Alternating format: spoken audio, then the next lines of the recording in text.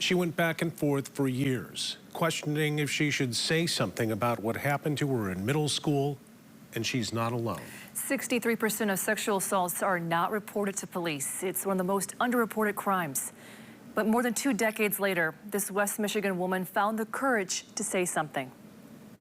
Did the court receive the victim impact statement? For more than 25 years, I have protected this man.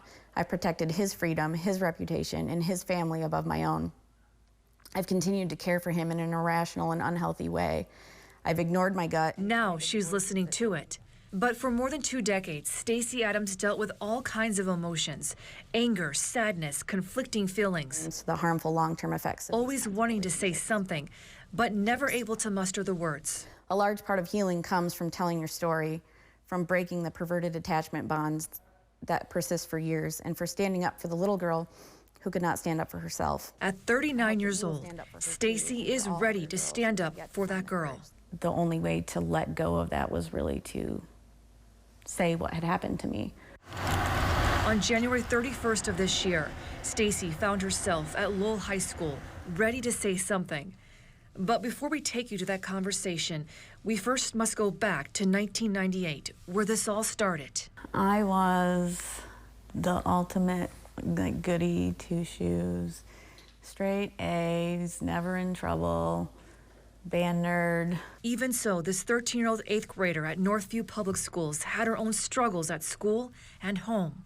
So she wrote a letter sharing those feelings to her 8th grade teacher, James Christians. Eventually, we were writing to each other on the computer, and we would save it to this floppy disk, and we would pass a floppy disk back and forth throughout the school day. Stacey says Mr. Christians would write back saying he understood and could relate. The 8th grader trusted her teacher. But the conversation started to shift when Stacey was asked. He had said to me, "What would you do if I kissed you?" Taken back by that question. I almost laughed. I said, "I would punch you in the face. You have a wife. Why would you ask me that?" Stacey says the comments became more and more sexual over time. I didn't know what grooming was at that time in my life. I didn't know I was the perfect victim. I didn't know I needed to fear the adults in my life, so I didn't see it. I didn't see how the comments slowly changed, how they became more about my maturity or my intelligence or my outfit or my body.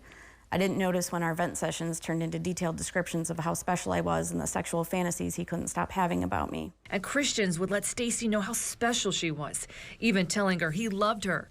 And he went beyond comments and actually kissed her. It didn't stop there. He went from a kiss to committing sexual acts. I had thought about saying something, on and off for many years. Stacey went on to college in North Carolina, studying medicine, and later having her own kids. As a mom and a pediatrician now, it was no longer consistent with the person I am not to say something about what had happened. More than 25 years later, that girl, now an adult woman, is finding the courage to say something. That's where we go back to Lowell High School on January 31st, where Christians was last teaching. I just had a moment of bravery, and I pulled in and I walked in, and the principal was in a meeting, but I said, "I'll wait, I got something to say." Stacey telling the principal, "I know you're gonna have to do something after I tell you this, but I want you to know this, and all I really want is for this person not to be in the classroom around young girls." Deputies showed up at her home the next day to interview her, and an investigation started. I have repeatedly said this is my fault. Christians admitting to sexually abusing Stacey decades ago. If I may just want to. During his sentencing, he read a letter to the courtroom and looked back at Stacey. I was wrong. I know that I truly hurt you, and I am ashamed of my conduct. Stacey didn't speak that day, but she sent a letter to the judge. This was a carefully premeditated and prolonged process of manipulation. While my life was so absorbed with this crime, I missed an entire adolescence and have struggled for my entire adult life. While it took Stacey years to realize what happened to her was wrong, this mom wanted to share her painful story, not just for her, but for her kids and other people's kids. The whole reason to say something isn't about me or what happened to me, although that girl certainly deserves justice. It's about kids today and making sure this doesn't happen and making sure that they know that this is not okay and that it's okay to say something. Christians was sentenced to between 3 years, 2 months, and 15 years in jail.